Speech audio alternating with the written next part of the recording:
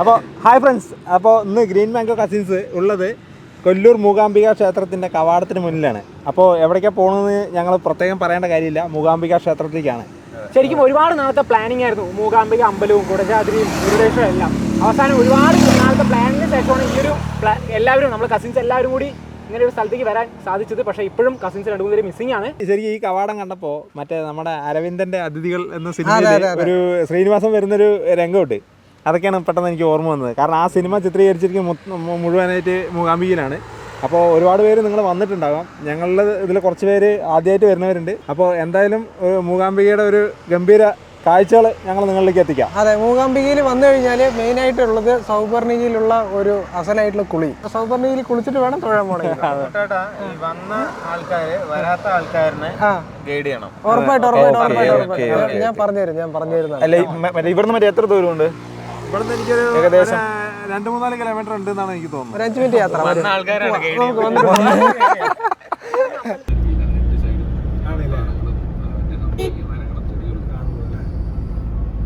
അപ്പോൾ നമ്മൾ മൂകാംബിക ക്ഷേത്രത്തിലെത്തി. ഒന്ന് ഫ്രഷായിട്ടാണ് നമ്മൾ അമ്പലത്തിലേക്ക് പോകാനായിട്ട് നിൽക്കുന്നത്. അത്യാവശ്യം ക്യൂ ഒക്കെ ഉണ്ട്. നമുക്ക് ഈ വഴിയാണ് അകത്തേക്ക് കയറേണ്ട വഴി. അപ്പോൾ നമ്മളെല്ലാവരും കസിൻസ് എല്ലാവരും ഫ്രഷായിട്ട് ക്ഷേത്രത്തിലേക്ക് കയറാനായിട്ട് പോയിക്കൊണ്ടിരിക്കുകയാണ്. ശരിക്കും പറഞ്ഞാൽ നമ്മൾ ഈ മൂകാംബിക എന്ന് പറയുമ്പോൾ നമുക്ക് എല്ലാവർക്കും പെട്ടെന്ന് ഓർമ്മ വരുന്നത്, ഇപ്പോൾ അടുത്തിടെയായിട്ട് ഭയങ്കരമായിട്ട് ഓർമ്മ വരുന്നൊരു ഒരു സിനിമയാണ് അരവിന്ദൻ്റെ അതിഥികൾ എന്ന് പറയുന്ന സിനിമ. കാരണം നമുക്ക് മലയാളികൾക്ക് ഭയങ്കരമായിട്ട് ഇഷ്ടപ്പെട്ട ഒരു സിനിമ തന്നെയാണ്. അപ്പോൾ അതിൻ്റെ ഭൂരിഭാഗം സീനുകളും ഷൂട്ട് ചെയ്തിട്ടുള്ളത് ഈ മൂകാംബിക, അതുപോലെ കുടജാദ്രി, അവിടെയൊക്കെ ആയിട്ടാണ് സംഭവം ഷൂട്ട് ചെയ്തിട്ടുള്ളത്. പക്ഷെ നമുക്ക് ഈ റാസാത്തി എന്നുള്ള പാട്ട് കേൾക്കുമ്പോൾ തന്നെ ഒരു പ്രത്യേക ഫീലാണ്. അതുപോലെ ഇവിടുത്തെ ആംബിയൻസ് ഒക്കെ കൂടി ഷൂട്ട് ചെയ്തുകൊണ്ടായിരിക്കും. പിന്നെ ഒരു കാര്യം, നമ്മൾ ശരിക്കും ഈ മൂകാംബിക വന്ന് കയറുമ്പോൾ അതല്ല ശരിക്കും ഒരു മൂകാംബിക അമ്പലത്തിൻ്റെ ഫ്രണ്ട് സൈഡ് നേരെ ഓപ്പോസിറ്റ് ആണ്. പക്ഷേ എനിക്ക് പലപ്പോഴും തെറ്റിപ്പോയിട്ടുണ്ട്. അയ്യോ ഇതല്ലല്ലോ മറ്റേ വിനീത് ശ്രീനിവാസൻ എൻട്രി ചെയ്ത് വരുന്ന സ്ഥലം. പിന്നെയാണ് മനസ്സിലായത് അത് നേരെ ഓപ്പോസിറ്റ് ആണ്. ഇത് സൈഡ് വഴിയുള്ള വഴിയാണ് ആദ്യം നമ്മൾ കാണുന്ന മൂകാംബിക അമ്പലത്തിൻ്റെ ഫ്രണ്ട്. ഈ മൂകാംബിക അമ്പലത്തിൽ വന്നപ്പോൾ എന്നെ ആശ്ചര്യപ്പെടുത്തിയൊരു കാര്യമുണ്ട്. ഇവിടെ എവിടെ തിരിഞ്ഞാലും മലയാളികളാണ്. പക്ഷേ ഈ മൂകാംബിക അമ്പലത്തിനൊരു ഐതിഹ്യമുണ്ട്. ആദി ശങ്കരാചാര്യർ ദേവിയെ പ്രീതിപ്പെടുത്താനായി കുടജാദ്രിയിൽ തപസ് ചെയ്തു. തപസ്സിൽ പ്രീതിപ്പെട്ട് ദേവി പ്രത്യക്ഷപ്പെടുകയും ആദി ശങ്കരാചാര്യർ ചോദിച്ച വരം കൊടുക്കുകയും ചെയ്തു. ദേവി ആദി ശങ്കരാചാര്യരുടെ കൂടെ കേരളത്തിലേക്ക് വരണമെന്നാണ് വരമായി ചോദിച്ചത്. ആ വരം സ്വീകരിക്കുകയും ദേവി കൂടെ വരാമെന്ന് സമ്മതിക്കുകയും ചെയ്തു. പക്ഷേ ദേവി ഒരു നിബന്ധന വെച്ചു. നിബന്ധന എങ്ങനെയായിരുന്നു? ആദി ശങ്കരാചാര്യരോട് മുന്നിൽ നടക്കാൻ പറഞ്ഞു. ദേവി പിന്നിലുണ്ടാവും, നീ ഒരിക്കലും തിരിഞ്ഞു നോക്കരുതെന്ന് പറഞ്ഞു. കാടും മലയും കടന്ന് ഒരുപാട് ദൂരം നടന്നു. പാദസരത്തിൻ്റെ സൗണ്ട് വെച്ചാണ് ആദി ശങ്കരാചാര്യർ ദേവി പുറകിലുണ്ടെന്ന് മനസ്സിലാക്കിയത്. ഒരുപാട് ദൂരം നടന്നതിന് ശേഷം സൗപർണിക നദി തീരത്തെത്തിയപ്പോൾ പാദസരത്തിൻ്റെ സൗണ്ട് കേൾക്കാതായി അറിയാതെ ശങ്കരാചാര്യർ തിരിഞ്ഞു നോക്കി. ദേവി കൊടുത്ത നിബന്ധന തെറ്റിച്ചതുകൊണ്ട് എവിടെയാണോ ശങ്കരാചാര്യർ തിരിഞ്ഞു നോക്കിയത് അവിടെ ദേവി നിലയുറപ്പിച്ചു. അതാണ് പിന്നീട് കൊല്ലൂർ മൂകാംബിക ക്ഷേത്രമായി മാറിയത്. ഇങ്ങനെ ഒരു ഐതിഹ്യമുണ്ട് ഈ മൂകാംബിക ക്ഷേത്രത്തിന്. പക്ഷേ ഈ കഥയ്ക്ക് തന്നെ പല വ്യാഖ്യാനങ്ങളുണ്ട്. ദേവി നിലയുറപ്പിച്ചതിന് ശേഷം ശങ്കരാചാര്യർ കരഞ്ഞ് അപേക്ഷിച്ചു കൂടെ പോരാൻ. ശങ്കരാചാര്യരുടെ സങ്കടം കണ്ട് ദേവി പറഞ്ഞു, എല്ലാ ദിവസവും രാവിലെ പൂജയ്ക്കായി ചോറ്റാനിക്കര ക്ഷേത്രത്തിൽ എത്തിക്കൊള്ളാമെന്നും അത് കഴിഞ്ഞ് ഉച്ചപൂജയാകുമ്പോഴേക്കും മൂകാംബിക ക്ഷേത്രത്തിലേക്ക് തിരിച്ചു വരുമെന്നും ശങ്കരാചാര്യരെ അറിയിച്ചു. ഇതിനെ തുടർന്ന് സ്വയംഭൂ ശിവലിംഗത്തിന് പുറകിലായി ശ്രീചക്രത്തിൽ ദേവിയെ പ്രതിഷ്ഠിക്കുകയും ചെയ്തു ശങ്കരാചാര്യർ. പിന്നീട് ആദി ശങ്കരാചാര്യർ നിശ്ചയിച്ച പൂജാവിധികളാണ് ഇപ്പോഴും ക്ഷേത്രത്തിൽ തുടരുന്നത്.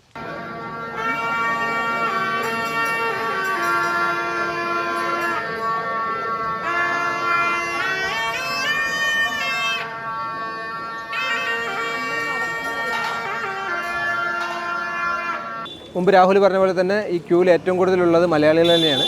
കാരണം കേരളത്തിൽ നിന്നാണ് ഏറ്റവും കൂടുതൽ ആളുകൾ മൂകാംബികയിലേക്ക് വരുന്നത്.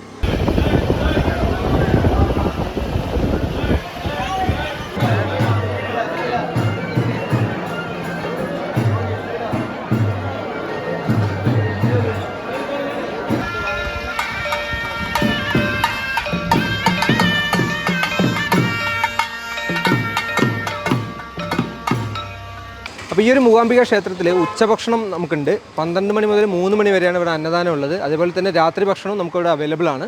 അപ്പോൾ ഇവിടെ നിന്ന് കഴിഞ്ഞാൽ ഇവിടുന്ന് ഭക്ഷണം കഴിച്ചിട്ട് നമുക്ക് പോകാവുന്നതാണ്. അപ്പോൾ ഞങ്ങളിപ്പോൾ ക്ഷേത്രത്തിൻ്റെ പുറത്താണ് ഇരിക്കുന്നത്. നമ്മുടെ കസിൻസ് പുറത്തേക്ക് വന്നുകൊണ്ടിരിക്കുകയാണ്. കാരണം അവർ അകത്ത് തൊഴാനായിട്ടുള്ള ക്യൂവിൽ ഇങ്ങനെ നിന്നുകൊണ്ടിരിക്കുകയാണ്. രാഹുൽ മുമ്പ് പറഞ്ഞ പോലെ തന്നെ നമ്മൾ കുറച്ച് വീഡിയോസൊക്കെ ഷൂട്ട് ചെയ്യാനായിട്ടാണ് ഇപ്പോൾ പുറത്തിറങ്ങി നിൽക്കുന്നത്. അപ്പോൾ ഇവിടെ വരുന്ന ഭക്തർക്ക് താമസിക്കാനായിട്ട് ഒരുപാട് ലോഡ്ജുകളും അതുപോലെ ഡോർമെറ്ററിയും പിന്നെ ഒരുപാട് ഹോം സ്റ്റേകളൊക്കെ ഇതിന് പരിസരത്തുണ്ട്. അപ്പോൾ പീക്ക് സമയങ്ങളിലാണെങ്കിൽ നമ്മളൊന്ന് ബുക്ക് ചെയ്തിട്ട് വരിക, അല്ലെങ്കിൽ ഇവിടെ വന്നിട്ട് നമുക്ക് എടുക്കാവുന്നതാണ്. അപ്പോൾ ഈ ക്ഷേത്രത്തിൽ തൊഴാൻ വരുന്ന ആളുകൾക്ക് ചെരുപ്പൊക്കെ സൂക്ഷിക്കാനായിട്ട് ഇവിടെ തന്നെ ഒരു കൗണ്ടർ അറേഞ്ച് ചെയ്തിട്ടുണ്ട്. പെർ പെയറിന് 2 രൂപയാണ് ചാർജ് വരുന്നത്. അപ്പോൾ നമ്മൾ കസിൻസ് എല്ലാം ഇവിടെ തന്നെയാണ് ചെരുപ്പ് വെച്ചിട്ടുള്ളത്. ഈ അമ്പലത്തിൻ്റെ പല ഭാഗങ്ങളിലായിട്ട് ഇതുപോലെ ചെരുപ്പുകൾ സൂക്ഷിക്കാനുള്ള കൗണ്ടറുകൾ അവൈലബിൾ ആണ്. ശരിക്കും നമുക്ക് മൂകാംബികയ്ക്ക് 2 മാർഗ്ഗം വരാം.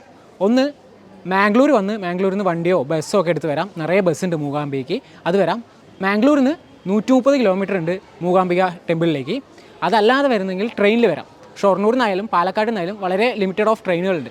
മൂകാംബിക ക്ഷേത്രത്തിലേക്ക് ട്രെയിനിൽ വരുമ്പോൾ ടിക്കറ്റ് ബുക്ക് ചെയ്യേണ്ടത് ബൈന്ദൂർ റോഡ് മൂകാംബിക എന്ന സ്റ്റേഷനിലേക്കാണ്. അവിടെ നിന്ന് 30 കിലോമീറ്ററേ ഉള്ളൂ ഈ ക്ഷേത്രത്തിലേക്ക്. ഈ സ്റ്റേഷനിൽ സ്റ്റോപ്പില്ലാത്ത ട്രെയിനുകൾ കുന്താപുര എന്ന സ്റ്റേഷനിലേക്ക് ടിക്കറ്റ് എടുത്ത് അവിടെ ഇറങ്ങിയാൽ 38 കിലോമീറ്ററേ ഉള്ളൂ ഈ ക്ഷേത്രത്തിലേക്ക്. ഇതും അല്ലെങ്കിൽ ഉടുപ്പിയിൽ ഇറങ്ങാം, അവിടെ നിന്ന് 76 കിലോമീറ്ററേ ഉള്ളൂ. ബൈന്ദൂർ റോഡ് മൂകാംബിക, കുന്താപുര, ഉടുപ്പി എന്നീ സ്ഥലങ്ങളിൽ നിന്ന് ഒരുപാട് ടാക്സി സർവീസുകൾ നമ്മുടെ കൊല്ലൂർ മൂകാംബിക ക്ഷേത്രത്തിലേക്കുണ്ട്. ഇതല്ലാതെ ചെലവ് ചുരുങ്ങിയ യാത്രകൾക്കായി ലോക്കൽ ബസ് സർവീസുകളും ഉണ്ട്. കേരളത്തിൽ നിന്ന് വരുന്നവർക്കായി KSRTCയുടെ ബസ് സർവീസുകളുണ്ട്. അതറിയാനായി online.kerala.rtc എന്ന സൈറ്റ് നോക്കുക. മൂകാംബിക ക്ഷേത്രത്തിൽ ദർശനം നടത്തുന്നതിന് മുമ്പോ അതിനു ശേഷമോ ദർശനം നടത്തിയിരിക്കേണ്ട ഒരു പ്രധാനപ്പെട്ട ക്ഷേത്രമാണ് നമ്മളീ കാണുന്നത്. മാസേക്കട്ടെ എന്നറിയപ്പെടുന്ന വനദുർഗ ക്ഷേത്രം. മൂകാംബിക ക്ഷേത്ര കവാടത്തിന് അടുത്ത് തന്നെയാണ് ഈ കുഞ്ഞു ക്ഷേത്രം വരുന്നത്. ഈ വനദുർഗ ക്ഷേത്രത്തിനൊരു കഥയുണ്ട്. പണ്ട് കാലത്ത് മൂകാംബിക എത്തിച്ചേരാൻ അത്ര എളുപ്പമായിരുന്നില്ല.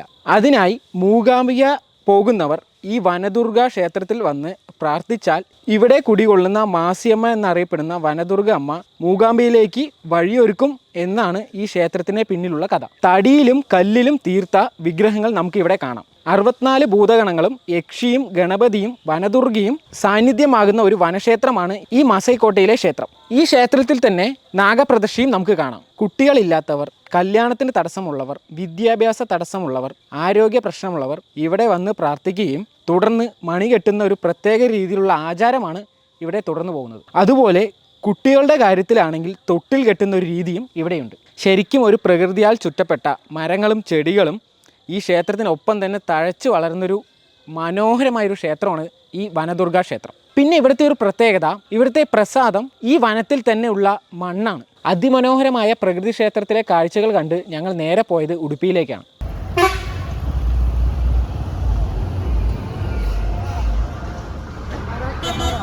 ഉടുപ്പിയിലെ ശ്രീകൃഷ്ണ ക്ഷേത്രത്തിൻ്റെ കവാടമാണ് നമ്മൾ ഈ കാണുന്നത്. ഉടുപ്പി എന്ന് കേൾക്കുമ്പോൾ ആദ്യം ഓർമ്മ വരുന്നത് ഇവിടുത്തെ ഫുഡ് തന്നെയാണ്. മൂകാംബിയിലെ കാഴ്ചകൾ കണ്ട് ഞങ്ങൾ നേരെ വന്നത് ഈ ക്ഷേത്രത്തിലേക്കാണ്. സ്വർണ്ണ നിറത്തിൽ കാണുന്ന ക്ഷേത്ര ഗോപുരമാണ് ഇവിടുത്തെ ഭംഗി. മൂകാംബിക ക്ഷേത്രത്തിൽ നിന്ന് 71 കിലോമീറ്റർ ഉണ്ട് ഇവിടേക്ക്. മംഗലാപുരത്തിൽ നിന്നാണെങ്കിൽ 56 കിലോമീറ്ററും. 2 വർഷത്തിൽ ഒരിക്കൽ മാത്രം നടന്നു വരുന്ന ഒരു രഥോത്സവത്തിൻ്റെ കാഴ്ചകളാണ് നമ്മൾ ഈ കാണുന്നത്. ഈ രഥോത്സവത്തിൻ്റെ അനുബന്ധിച്ചുള്ള ചടങ്ങുകൾ കാരണമാണ് ഈ ക്ഷേത്രത്തിൽ ഇപ്പോൾ ഇത്ര അധികം തിരക്ക്. ഈ തിരക്ക് കാരണം ഗ്രീൻ മാംഗോ കസിൻസ് ദർശനത്തിനായി ഉള്ളിൽ പോയില്ല. ഈ ക്ഷേത്രത്തിൻ്റെ പരിസരത്തായി ഒരുപാട് വഴിയോര കച്ചവടക്കാരുണ്ട്. ആ കടകളിലെല്ലാം നല്ല തിരക്കുണ്ടായിരുന്നു. നമ്മുടെ ഗ്രീൻ മാംഗോ കസിൻസും അവരോട് വിലപേശി ഒരുപാട് സാധനങ്ങൾ വാങ്ങുന്നുണ്ടായിരുന്നു. ഇവിടുത്തെ കാഴ്ചകൾ കണ്ട് ഞങ്ങൾ നേരെ ചെന്നത് മംഗലാപുരത്തേക്കാണ്. ഞങ്ങളിപ്പോൾ ഉള്ളത് മംഗലാപുരത്ത് തന്നെ ഗോകർണനാഥ ക്ഷേത്രത്തിലാണുള്ളത്. അതായത് ഇത് മംഗലാപുരം ടൗണിൽ തന്നെയാണ് ഈ അമ്പലം ഉള്ളത്. മൂകാംബിക പോയിട്ട് വരുന്നവർക്ക് ഇവിടെയും കൂടെ കയറി നിങ്ങൾക്ക് എല്ലാവർക്കും പോകുന്നതാണ്. ഉടുപ്പി ക്ഷേത്രം അല്ലേ? അതെ, ഉടുപ്പിയിലും ഒരു ശ്രീകൃഷ്ണ ക്ഷേത്രമുണ്ട്. അത് കഴിഞ്ഞിട്ട് നമുക്ക് ഈ ശിവക്ഷേത്രത്തിലേക്കും കൂടി വന്നിട്ട് സന്ദർശനം നടത്തിയിട്ട് പോകണം. കാരണം എന്താ വെച്ചാൽ അങ്ങനെ പറയുന്നത് വെച്ചാൽ ഭയങ്കരമായിട്ടുള്ള വൈബാണ്. ഗോൾഡൻ ടെമ്പിൾ ആണിത്. ഫുള്ള് യെല്ലോ കളറിൽ നല്ല ഗംഭീരമായിട്ടാണ് ലൈറ്റിനിങ്ങും, അല്ലെങ്കിൽ ഇവിടുത്തെ ഒരു അന്തരീക്ഷം തന്നെ അടിപൊളിയാണ്. അപ്പൊ ഇവിടെ വൈകിട്ടാണ് വരുന്നത്. ഒരു 6 മണിക്ക് ശേഷമൊക്കെ വന്നിട്ടുണ്ടെങ്കിൽ അടിപൊളിയാണ്. ഇവിടുത്തെ ലൈറ്റിങ്ങും കാര്യങ്ങളും എല്ലാം സൂപ്പറാണ്. അതെ, ഇവിടുന്ന് റെയിൽവേ സ്റ്റേഷനിലേക്ക് ഏകദേശം ഒരു 10-15 മിനിറ്റ് സമയം വേണ്ടുള്ളൂ. അതെ. അപ്പോൾ ഇവിടെ ഈ അമ്പലം സന്ദർശിക്കുന്നവർക്ക് നല്ലൊരു അറ്റ്മോസ്ഫിയറും എല്ലാമാണ് കിട്ടുന്നത്. നമുക്ക് പ്രസാദമൊക്കെ കിട്ടിയിട്ടോ. അതെ അതെ. അപ്പോൾ അതൊക്കെ കഴിച്ചിട്ട് നമ്മൾ നിൽക്കുകയാണ്. ഞങ്ങൾ ഉച്ചയ്ക്ക് അവിടെ മൂകാംബികയിൽ നിന്നാണ് കഴിച്ചത്. അപ്പോൾ ചെറിയ വിശപ്പ് കാര്യങ്ങളോട് കൂടിയിട്ടാണ് ഇവിടെ എത്തിയത്. ഇവിടെ എത്തിയത് നല്ല പ്രസാദം. അപ്പോൾ ആ വയറ് നിറയെ കിട്ടിയെന്നുള്ളതാണ്. കുറച്ചല്ല കൊടുക്കുന്നത്, അതിലാണ് കൊടുക്കുന്നത്. കുറേ അധികം നല്ലോണം കിട്ടി. അപ്പോൾ നല്ലോണം കഴിച്ചു. മൂകാംബികയ്ക്ക് സ്വന്തമായി വണ്ടി എടുത്ത് പോകുന്നവർ തിരിച്ചു വരുമ്പോൾ മാംഗ്ലൂരിലൂടെ വരികയാണെങ്കിൽ ഈ സ്ഥലം പ്രിഫർ ചെയ്യുന്നതാണ്. അതായത് ഉടുപ്പിയിലെ ശ്രീകൃഷ്ണ ക്ഷേത്രവും അതുപോലെ തന്നെ മാംഗ്ലൂരിലുള്ള ഈ ഗോകർണനാഥ ക്ഷേത്രവും പ്രിഫർ ചെയ്യാവുന്നതാണ്. കാരണം ഒരേ റൂട്ടിലായിരിക്കും. അതുപോലെ മാംഗ്ലൂർ വന്ന് ട്രെയിൻ കയറി പോകുന്നവർക്കും ഈ ഒരു അമ്പലം ഒന്ന് കാണാവുന്നതാണ്. നല്ല ഗോൾഡൻ കളറിൽ തിളങ്ങി നിൽക്കുക. നമുക്ക് കയറുമ്പോൾ തന്നെ നല്ല ആംബിയൻസ് തോന്നും. മാത്രമല്ല നല്ല അമ്പലം നല്ല വൃത്തിയുണ്ട്. നല്ല വെൽ നീറ്റായിട്ടാണ് മെയിൻറ്റെയിൻ ചെയ്തിരിക്കുന്നത്. എന്തൊക്കെ പറഞ്ഞാലും ഈ അമ്പലം ഒരു അടിപൊളിയുണ്ടോ. അതിൻ്റെ ചുറ്റിലുള്ള ആ ഒരു അലങ്കാരങ്ങളും അതുപോലെ തന്നെ ഇവിടെ ഒരു രഥത്തിൻ്റെ സംഭവങ്ങളൊക്കെ വെച്ചിട്ടുണ്ട്. നല്ല രസമായിട്ട് തന്നെ അത് മെയിൻറ്റെയിൻ ചെയ്തിട്ടുണ്ട്. ഈവനിങ് തന്നെ വരണം, ഉറപ്പായിട്ടും പറയണം. ഈവനിങ് തന്നെ വന്നാലേ നമുക്ക് ഈ ഒരു വൈബ് നമുക്ക് കാണാനായിട്ട് പറ്റുള്ളൂ.